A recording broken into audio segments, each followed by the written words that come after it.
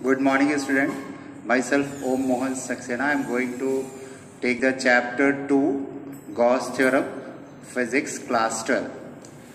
Now, up to the last topic we have discussed about the Gauss theorem. Now we are going to discuss the applications of the Gauss theorem, and in that we will discuss about the electric field because of the different charge bodies. So first of all, we will discuss the electric field due to line of charge. Now here the line of charge is given in this derivation. This is a line of charge of infinite length. In the case of getting electric field, the process is that we draw a Gaussian surface along the charge body, and the shape of the Gaussian surface depends upon the shape of the charge body, and that Gaussian surface must pass through the point at which we have to calculate the electric field. So here we take a point P which is at a distance r from the line of wire, and this charge density of this line of wire is lambda. This is charge per unit length. So P is a point. We draw a cylindrical Gaussian surface about around this line of charge whose length is L and radius is r. Now the second step is that we will take a small area around the point. That area is dA, whose area vector is perpendicular outward, and electric field of lines from any charge body is perpendicular outward. So the electric line of force is along the dA. So the angle between E and dA will be 0. So the flux link with this small area will be given by, that is d phi is equal to E dot dA, and that will be E dA cos of 0. So it will be E dA. Now this is the flux link with a small area. Now if we find the flux link with this plane surface, because there are two plane surfaces, and we can see that the area vector is dA is perpendicular outward and electric field is here. Like that, similarly area vector is this and electric field is this. Now for the two plane surfaces, we can see that the theta is 90 degree. So the flux link with that will be E dA cos 90, and that will become 0. So the total flux link with the whole of the Gaussian surface will be given by, that will be phi is equal to integration d phi, and that will be E dA, and that will become E dA, and here the dA will take the surface area of the curved surface. So that will become, that is your phi is equal to E, and that is 2 pi r L. That is the curved surface area.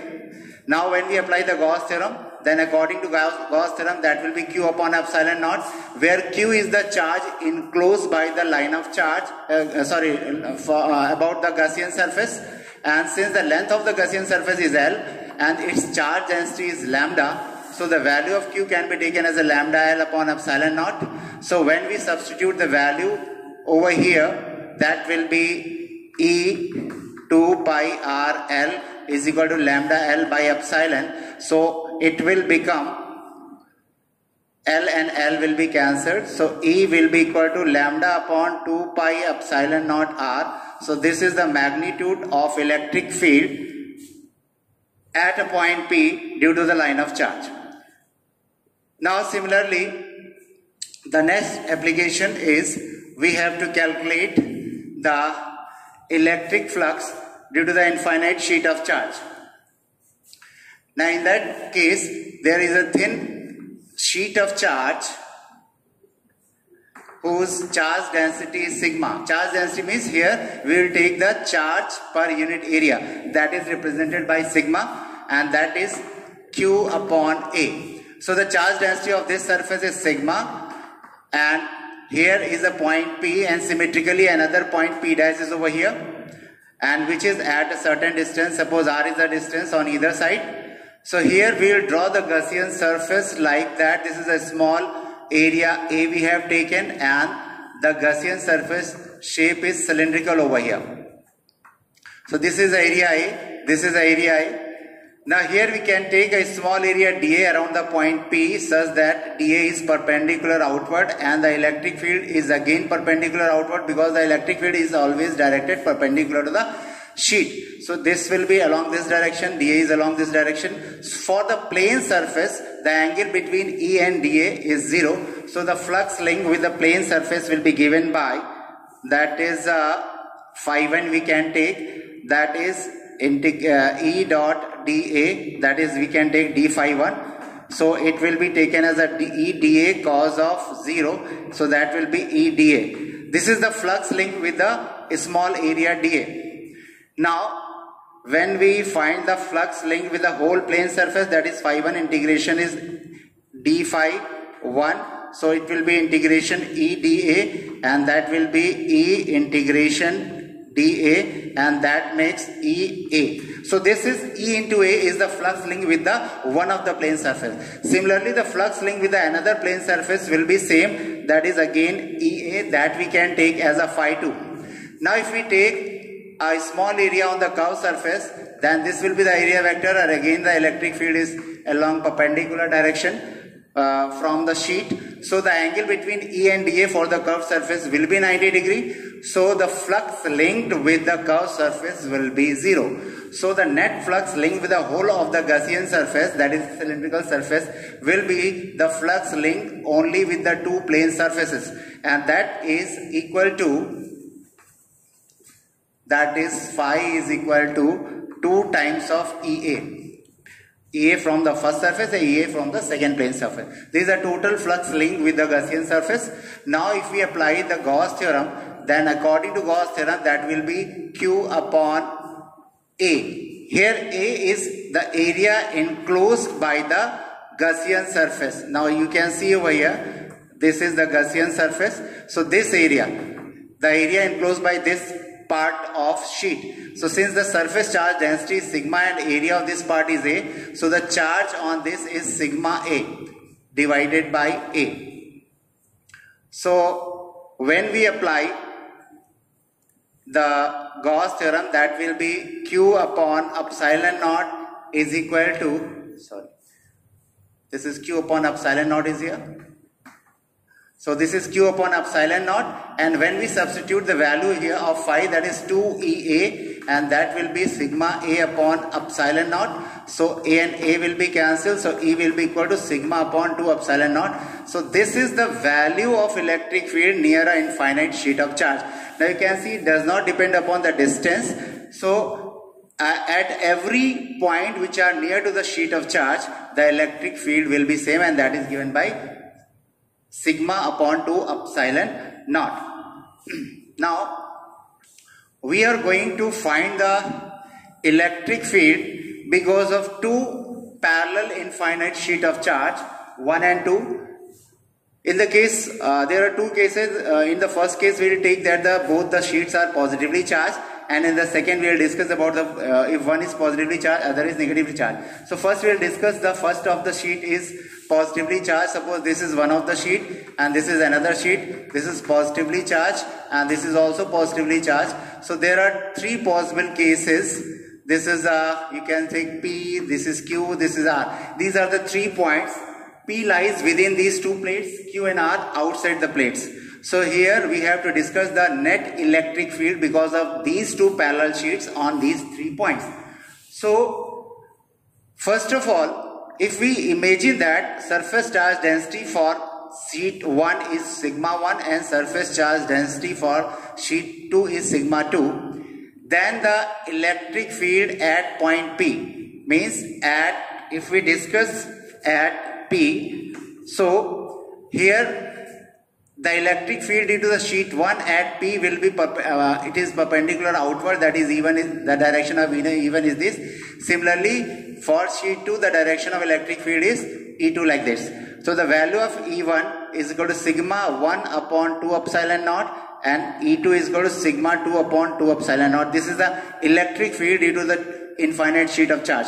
Now at P we can see both the electric fields are opposite to each other. So the net electric field will be the difference of these two. So the E will be given by E1 minus E2. So when we substitute these two values, so that will be sigma 1 upon 2 epsilon naught minus sigma 2 upon 2 epsilon naught. So it will become E is equal to, that will be 1 upon 2 epsilon naught sigma 1 minus sigma 2. This is the value of electric field at P. Now if we take that sigma 1 is equal to sigma 2 is sigma, then the value of electric field will become 0 between the two sheets of charge at P. If the surface charge density for both the sheets are same. Now at outside point, either at Q or at R, we can see that since both are positively charged, so the electric field directed outwards, that is E1 is also here, E2 is also here. So at point Q if we will take, so the magnitude of the electric field will remain same, but the net electric field will be the sum of these two. So it can be written like that, and here we will write like that, and if this condition holds, then it will be 1 upon 2 epsilon naught 2 sigma, and that will be sigma upon epsilon naught. Now, so this is the electric field just outside the two parallel sheets.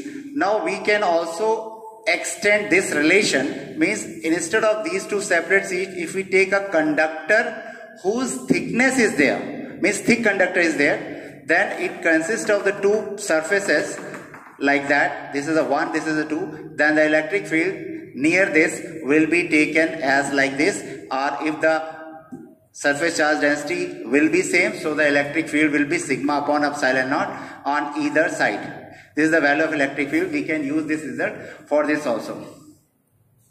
Now, electric field intensity because of a charged conductor.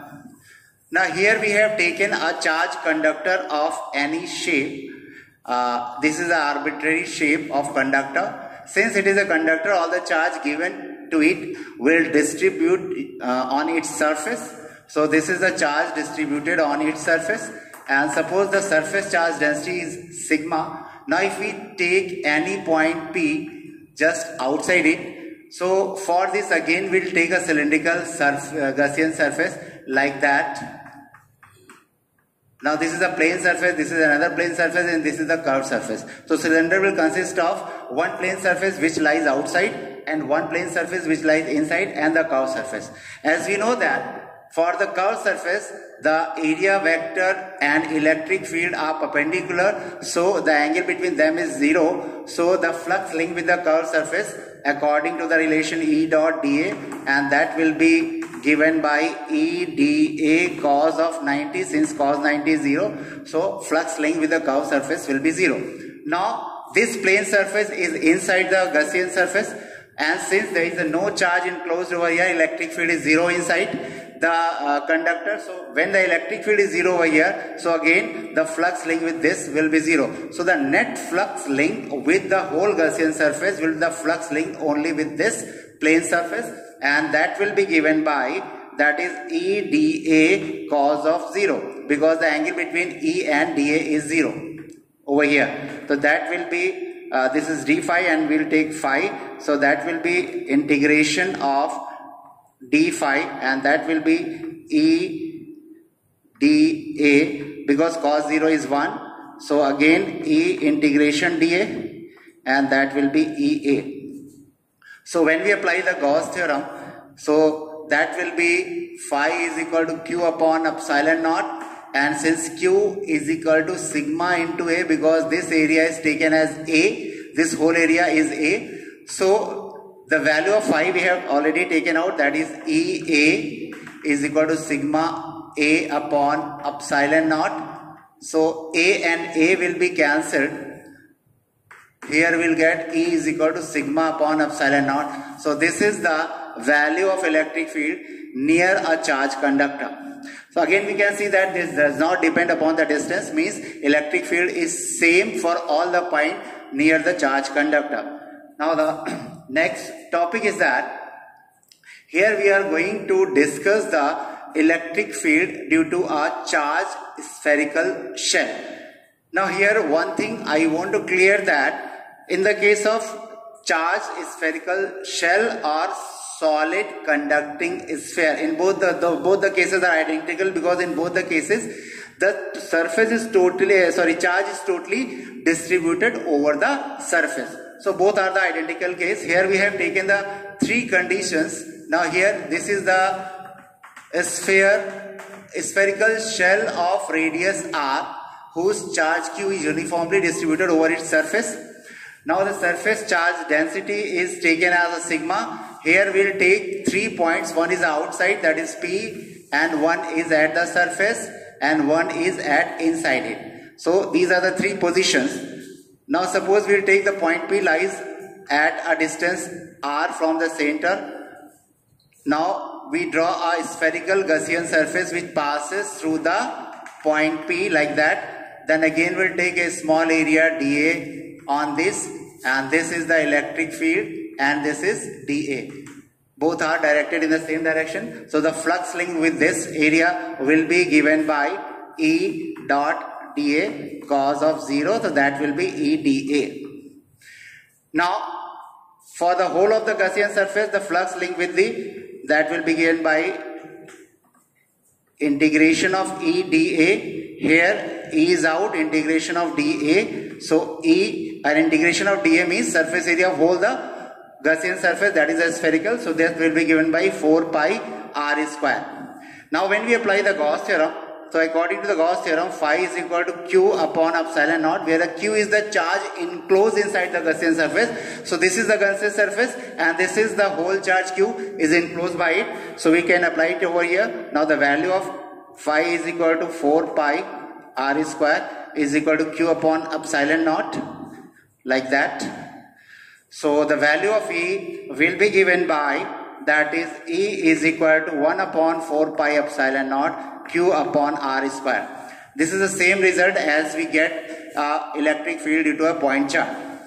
Now in the case of the point lies on the surface, then the r will be equal to capital R. Here will be r is greater than capital R. When this r is equal to the capital R, so we replace the r as a capital R. So the result will be this, 1 upon 4 pi epsilon naught q upon r square. Now here one more thing is that if we write the charge in the terms of surface charge density, then it will be given by q is equal to sigma into A, and the value of q is equal to sigma into A is 4 pi r square. So when we put the values over here, then E will be given by 1 upon 4 pi epsilon naught. The value of Q in the first case, that will be sigma 4 pi r square divided by r square, 4 pi cancelled. So it will become 1 upon, that is sigma r square upon epsilon naught r square. This is the result in the terms of surface charge density when the point P lies outside. If P lies on the surface, then both R will be equal, then E will be equal to sigma upon epsilon naught. Now if the point P lies inside, so again we draw a Gaussian surface like that, and this is the distance R. We again take a small area dA, and this is a dA, and this is a E. So again we will take here that the flux linked with a small area d phi will be given by E dA, because cos 0 will be 1. So for whole of the Gaussian surface, it will be phi, and that is EDA, and it will be again EA. Or the value of A will be given by 4 pi r square. Now when we apply the Gauss theorem, so according to this, that is q upon epsilon naught. Now you can see that this is the Gaussian surface. It does not enclose any charge, because all the charge is on the surface which is outside the Gaussian surface. So here the value of q is 0. So E 4 pi r square, that will become 0. So E will be equal to 0. So it means that inside the spherical shell, the electric field remains 0. So these was the applications of the Gauss theorem. Now on the next chapter we will discuss about, I think, potential is there. So have a good day. Thank you.